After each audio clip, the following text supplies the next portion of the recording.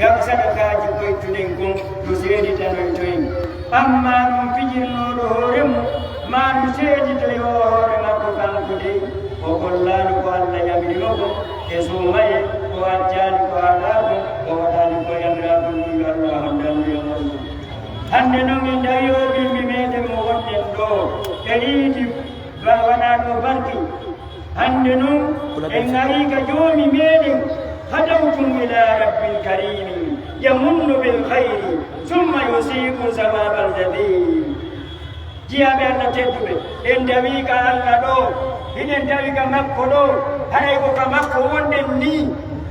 هندن نغند غدي هرأيه مو أكراي مجري جدولي فايتم إن غديك مكو هدن داري hiden toromo hiden laɓɓini ɓerde men ɗen fof hiden welji hiden yurmodiri o hokka en moƴƴereji ɗuɗuɗi o waɗana en aljanna moƴƴo jon noon haray en yamiranoma horugol jemma e naafugol jemma en waɗi en yamirama horugol ñagorma en waɗi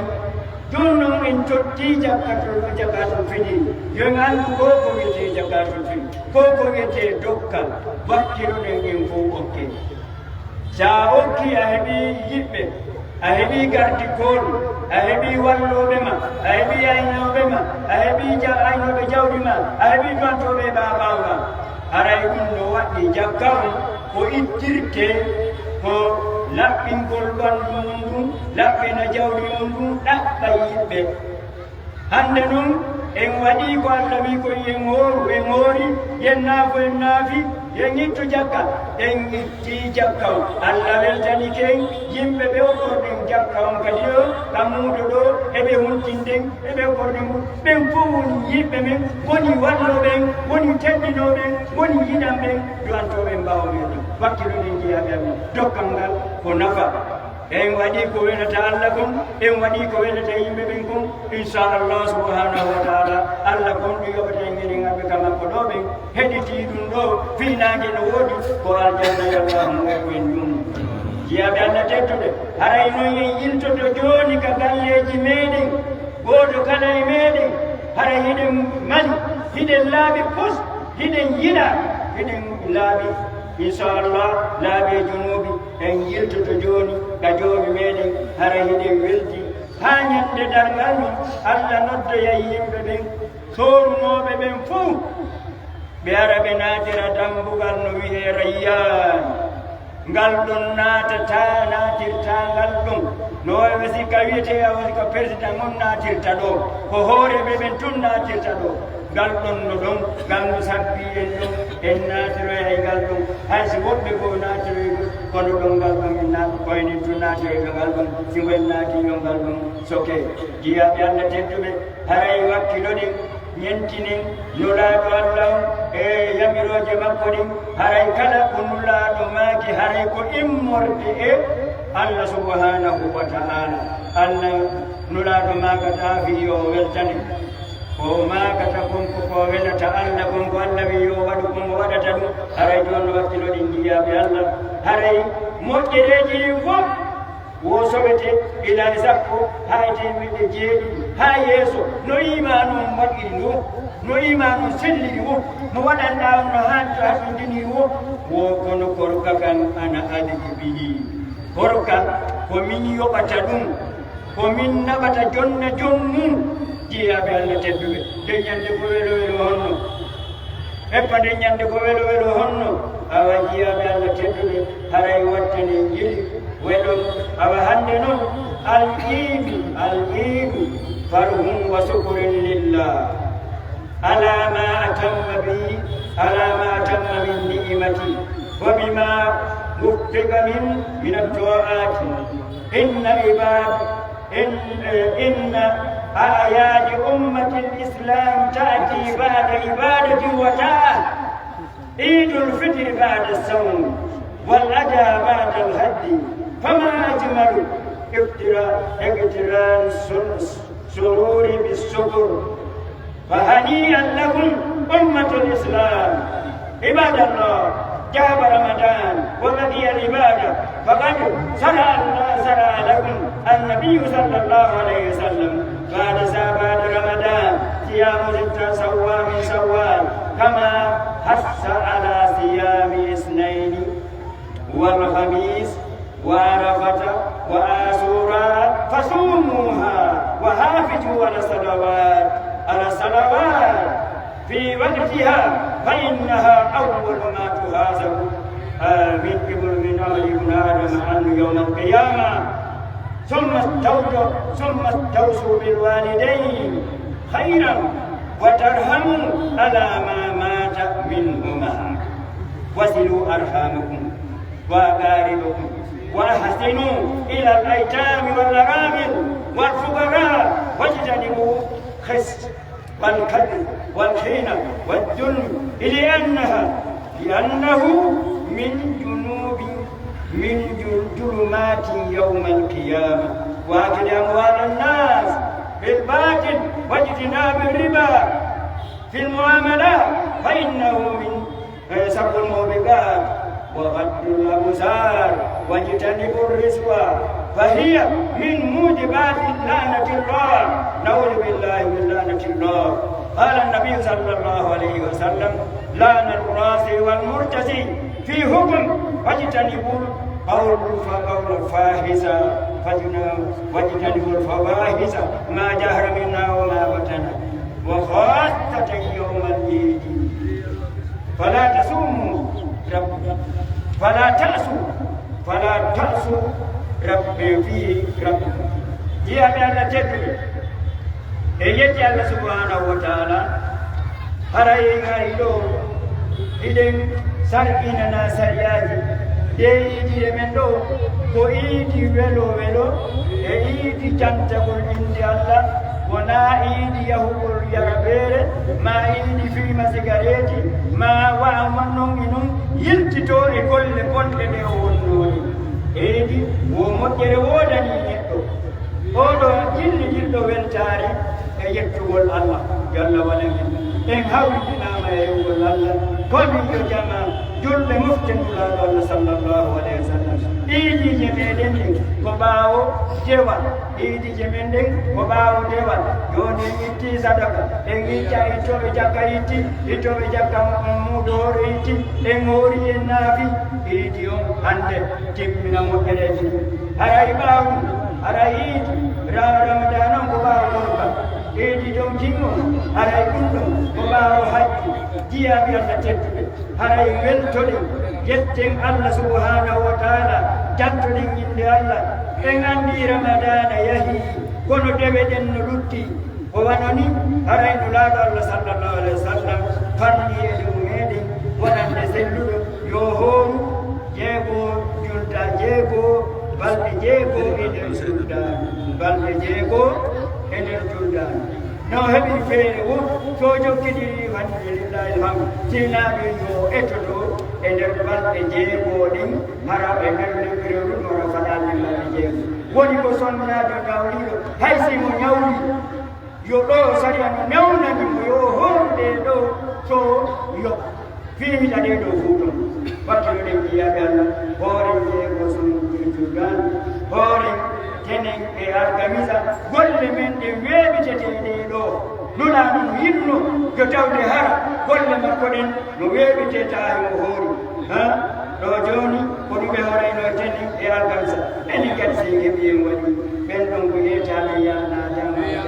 aljanna ko ɗon maɓe tawira ɓe wakkiliɗe e golle mawɗe yettugol allah enen ɗo en ganda taw yo allah tawara ko enen fof en nato e aljanna ta wakkilo ɗen jiyagal horgol e araba on wasura sappo on haɗay hooreɗo e kadi renugol e waktuji ɗi fawde juurete ɗon ko waɗi noon ko nde julde woni ko anete lammitoyde e ñande dargal jiyaɓe allah teddude haɗay hey ko enen yo saɓataɓe kono yo saɓataɓe kono yo saɓataɓe nulaɗo noddi on allah noddi on yon ɗofto yumma mum e ɓe mum jon nananɓe yon jaɓanɓe yon ɗoftoɓe jon wallitoɓe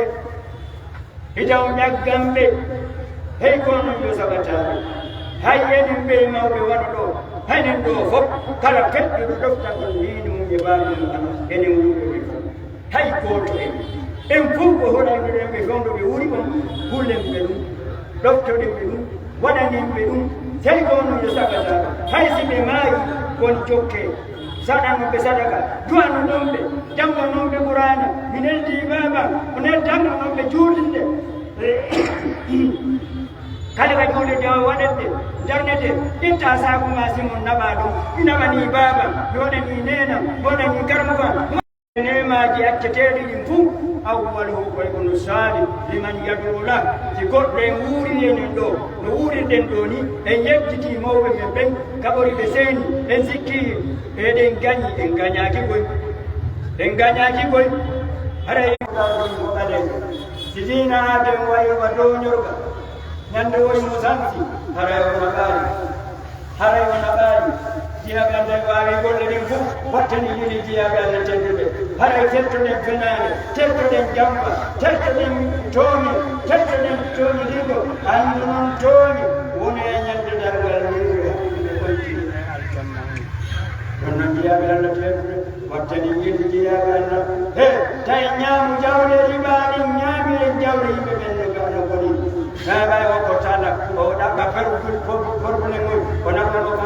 ka police o naɓa ko gendarme o yettinamo toon o inna ko marko ko yiyami hakkilotila aw aw yawoni anda ko annabi mo allah kannami ko annabi atawa yay ɗum allah mo muɗo suudanaki mo atawa jiyaɓeɓe teddu haray huuɗen allah teftoɗen ɗum e nder gollital kon meɗen fof galam golliɗa accen wi'ugol hande anda yon goɗɗo naari hiloji ɗum mum hande kadi gorohoy sadakawe fof addanaɓe jonnon imamu mono goɗɗo yettima naɓima ka bitiki mum yo golli ɗum hara ngara hande kadi konto a ngaramo añana aramu wonɗo ɓuri on ɗo on ɓe addalima ko ɓen moƴƴi adduɓe maɓɓe ɓen ko gonɓe koɓen jullotoɗa koɓen jampotoɗa koɓen dettornotoɗa an kandi mo ɓannoɗa himo yiɗi heɓgol ono heɓirɗa an kadi walliteɗama heɓo itaɗaɗu tum an kadi kurkama tum ha fayda yoɓatamo woɗo ha ñande goo fawama ɗumki jaɓi moɗanaki osɓo ɗum witonno softoɗa ɗum ɗon noon wattani yiri gollide teɓe ɓen ko yiri gollide sa nani patorum ko heɓu ko gollade sina ɗum awnata patron ko wiya gollay gollede miskine gollata ɗe jeyaɓe allah wallidiren ñin fof ɓen fof laaɓodiren yiɗidiren wallidiren aljidiren ko ɗum wawata en nafude jeyaɓe allah tedduɓe haɗa yen gandu noon ɗiɗo fof helten guite men iɗaɗo tette hande ko julde fof no laɓintima a darani ɗum fof kono hande a daray allahu akbar woɗɗitoɗen ɗum aray tettoɗen ñeenugol ka laamuji tettoɗen bonnugol hani koymin woni anda allah kan noon ɗum fof adday nangaraji moɗanaji moƴƴi allahji haray woɗɗitoɗen ɗumen jiyaɓe allah tedduɓe tettoɗen ñeenudirgol tettoɗen nangidirgol haray oɗonoɗen kala yo laakam oya yiɗana oya haray oɗum ɗo hassatan yawmalli fala tasuu fi rab kada yettuɗo allah han o yelti o fi o yelti o yahi ma o nodditiɗira o woɗɗo ma ɓiɗɗo goɗɗo hande ɓayɗuma ko sumayla nin walloy himo faala ko golluno ko ngo ayoni fuu aqulu qawli hada wastaghfirullah li wa lakum fastaghfiruhu innahu ghafurur rahim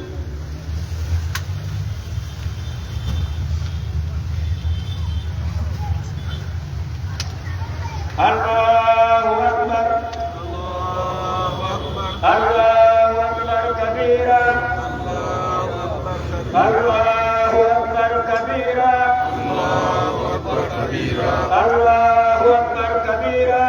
Allahu Akbar kabira Allahu Akbar kabira Allahu Akbar kabira Ashhadu an la ilaha illallah wa la salihin أشهد أن لا إله إلا الله وحده لا شريك له أشهد أن سيدنا ونبينا محمد عبده ورسوله عباد الله يا عباد الله فيا معشر المتفاقدين في غير طاعة الله تذكروا قول النبي صلى الله عليه وسلم لا يحل لمسلم أن يهجر أخاه فوق ثلاثة فمن هدر فوق 3 أيام فمات دخل النار kono yo jama kono yo dente wonɓe hasodirde mi yettatamo ɓay o yettatana mi haajakale makko kono yo wonɓe hasodirde duusuma yerɗo e marɗe doole baraji hay siɗangiɗa marmo tawadirɗa ɓori balɗe tati mo maayi ɗum mo naata halas ko maɗum o naata yiite tettoɗen hasodirɗo kadergal yeeji tettoɗen hasodirɗo ka taaɓe tettoɗen hasodirɗo ka mitigaji tettoɗen hasodirɗo ka karleji jiyaga ɗon yeeji jiyaga tettoɗen hasonamen kala ɗo taƴiɗo goɗɗo himmo maayimo taƴi goɗɗo e wanɗo a wiiɗo yasenene tettoɗen no jiyaga oɗa kadi ñande ma yo tawɗo ayawata o wata yawdataɗum assalamu aleykum inna o naɓiday ngala naɓiday kono he tettoɗen taƴiɗe ɗum bagalni jiyaɓe allah woɓɓe no moɗo ɗo hitani mi ami yettinirta mi haddaka mi yataka makko mowɗantama daratama ɗum noon jiyaɓe allah wattane yiɗiɗani fomoyoyimɓe nabi e jiyaɓe allah haray ko watti yon yen andu jaggangol mawɗe mo gatani kadi ɓeyni ibadallah inna uqal walidayni wa ashraru min a'zami dhunubi allati yujibu la'natullah jiyaɓe allah teddi joni andu yettugol nene mum e baba mum kala sabata a yaltuɗo waynaki nene mum e baba mum hayɗo hayɗo yurtetaɗe daɓo o yiyata ñewjiɓe manno joni noon sonna joni so gari ɗon o ƴetti ɓiɓɓe makko ɓen o bati e makko o inni baba mon no a yimmi andi o berdi nene ɗo kanko addi ɗon ha gani newma ha heɓɗon ɓe ɓiɓɓe ko yangoten haɓe ƴettaɓe baga inna baba ma no a yimmi no a yiye e panannaɗoɗaɓe namba Allahu akbar koni rentoɗen e goɗɗe simɓe yo yiyaɗaɗa tedde yen andu ɗum taggol enɗa wiyataka makko he woɓɓe min ko jokkitaina koya yahuyama kamaɓe koyaɗa ñaawi woɓɓe koya okon woɓɓe koya yo fuɗa maɓɓe yuɗaa ɓejeyaɓe ala jokkeni en andi ɗiɗoɗi ko humɓe nambarare naaɓe yayde ledde adda e ɓurdi annabi joni gaɗaɗe ngara qur'an waɗaɗuɗa musajjami rami ɓe ɗaɓɓinɗo joni gaɗe mumen woodi fa hal asaytum in tawallaytum an tufsidu fil ardi wa taqta'una arhamakum ulaika alladina la'anahumullah fa asammahum wa ama absarahum ɗum ɗo tiyoni ɗon ɗo yani tettani jaɓɓan mawɓe men ɗoftoɗen anda e yoraɗo makko ɗoftoɗen karam mawɓe meɗen hande joni karam ko ala mawɗo ala kawo ala bakka ala enen noon mawɓe mon yewateni ɗum wattanen jiyaɗaɗe temɓeɓe haray eyen andu haray wattene ɓiri jiyaɓe allah haray tuudu walissari marahaɗamiyaɓe joni mamɗenen e yentaɓe ɗum noon jiyaɓe allah haymum tedduɓe haray yen andu kono yo tawataɓe koyenen yo ɓuuruɓe ɗoore leydi ndi koynen ɗo fof koyɗe gaf jama enen ɗo fof koye sabata enen ɗo fof koye mawɓe koynen yo mawɓe fewɗi koynen yo sabataɓe mum koynen gafi jamanu fa ya sababana tamassaku bi ta'alimi dinikum wala tahtarru bis dunya fa innaha jibun darim واعلموا ان المخدرات قد تفسد في بلادنا وخاصه واخواتنا وهي مدرة ومصيبة jiyaɓe allah teftude hay gono yo sakataɓe kono yo wuuriɓe ɓe jamanu goto kono ɗo woni jamanu goto wattani jangel ɗiɗinamin ta goɗɗo wuure nder balɗe duuɓi capanɗe tati duuɓi capanɗe nayi o ladde farilla salliki o farillade farillaji longa ɓurɗi battude mawɗinaji farillaji jamamuye ɓurɗi battude hara waɗa hara jamde jawol jammude jangen deftere haala nde ayna ɓe namnade kono jangude ɓe gara diina kankaaa sagataɓe jange nan mbeɗe weldani on ɓe sagataɓe daare mawɓe mum no jeppi e ganduna duuɓi jeɗɗi mawɓe no jippi e ganduna teddingollo fii renndingol yo janngu yo junnu mawɓe ɓen ɓe heɗo ka jentingol nulaaɗo Allah sallllahu alayhi wa sallam ɓe noddina sahabaɓe makko o ɓe waki jannganan qur'ana mi heɗo min kadi ko janngoton qur'ana men annda ko ɓiɓɓe amen janngata ɗo qur'ana junna min haɗa ɓurgete kurrato ayni sabataɓe wakkile janngu mawɓe mawɓe mo heɓi mawɓe moɗo mo heɓaani mawɗo moɗo waɗataɓe ko moɗo nani haɗa yonto yaka seeɗa mum duwani mawɓe moɗon weltan ɗonɗe tette jiyaɓe Allah o ko winde weere ɗo o sigaɗeɗe ko nandite ɗum ɗon ɗon ɗon saabi fi haɗa jiyaɗana teddude haɗa waɗe ɗo ɓayi ɗon juuɗeɗan dikka ko muyɗan kono wala ko yaani laaran konɗen ɗo to jomoɗo ɗeni yen anndu noon yen wattaniɗe ɗi haɗaɗi meɗen ɗo e yagiraɗi meɗen wa mustaqbal biladina fatarhamdi wala hulwa wala jafaa wala tafrija wala iftirat fahada yawmu farajin wa yawma yawmu mahajjati قال الله تعالى قل بفضل الله وبرحمته فبذلك فليفرحوا هو خير مما يجمعون قال الله تعالى يقول يجمع وين يجمع هو إسلام وسبب إسلام إذا جبت الله لجبر الجنب wonde ɗo ha goɗɗo haandi mumdirde kaɓerde o welto o jarna Allah o weltanoomo o duwano mawɓe makko e karamatawɓe makko jiyaɓe Allah hey tertede wigoliɗen yobde ka jangete jande yoɓaka on finan say jawle moɗon ɗen heɓon ko ɓuri kenɗude kon a ƴettimo annda hay fus a naɓi komo ala hay fus a naɓaali hay fus honɗum heɓoto wiye heɓatako hay fus ɓiɗɗo ma no haani teɓo no ɓorni naɓa oɗa ɗum wara fus ɓeydu mum ala ittakoje ɓikku mum ittakoje a donnaɗum o janna ɗon honɗum wiyon jan ɓe janngata ɓe wiyon ɓe ngadduɗa ko naatuɗal janngata ko jannowo ko enin tato jannata ɗum ko janngowo on e jannowo on e mawɓe jannowo ko enen ɗo si enen ɗo en fotti e hoore paytum ɗum foolataade en fot kono noon yahu ɗum hay ka qur'ana hiɓe janngoyde yo a windoyno a fiinino a jooɗata ko ndaɗa ko fiinino ko hiɗa anndi ɗum sa dankake karamo a annda karamo ko ka woni a annda ko nako ɗum a waawa yiwɓe o karamo koa fiino fiinaji komaɗo fiino kono siɗa anndi hiɗa dancimo hiɗa ettindemo koɗo hiɗa teddinimo to fiinaji kamo koye kuɓaymo wayi fiinaji o yettoma joni koɗo fiino on ko nangomo so fiino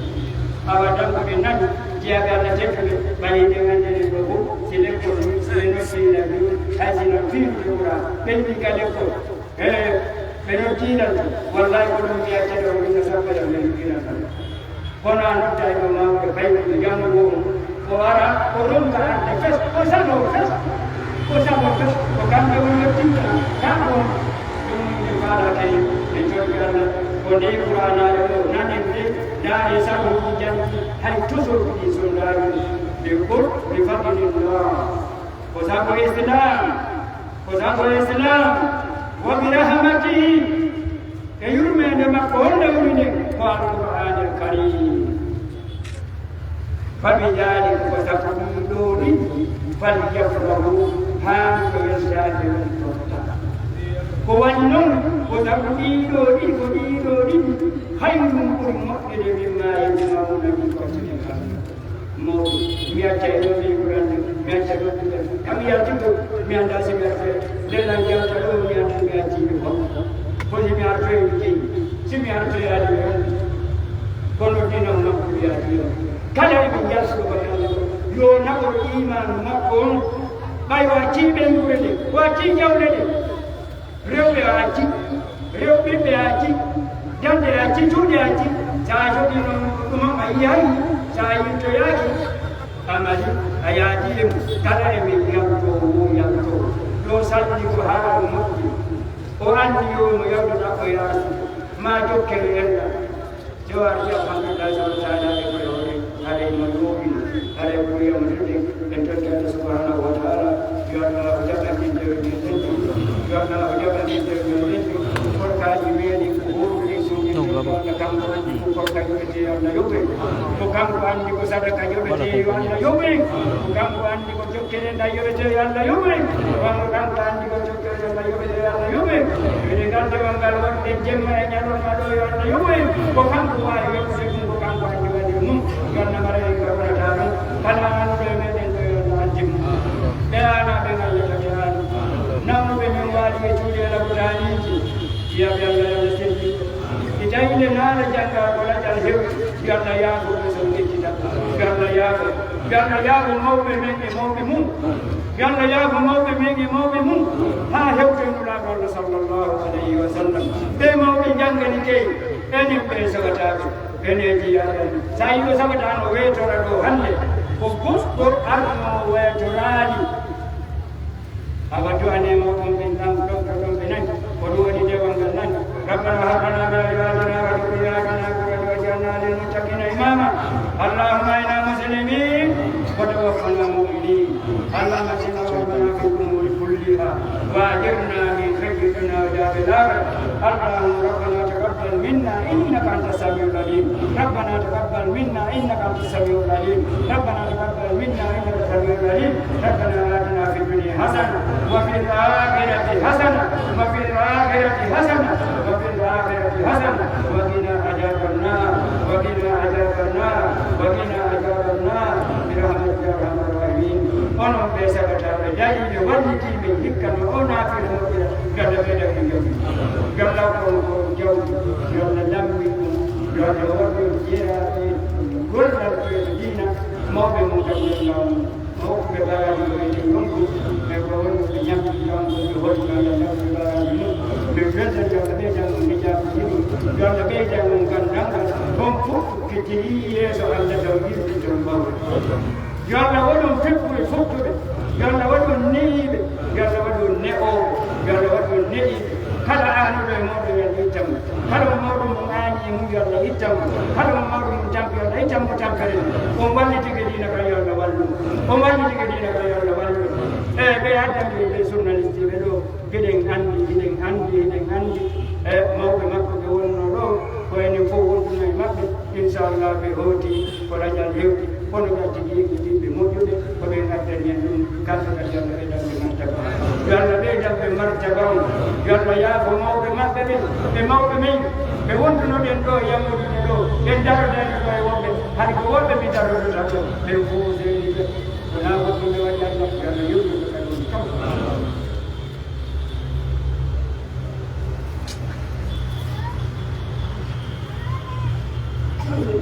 yalla yewɗuɓe Sampai nama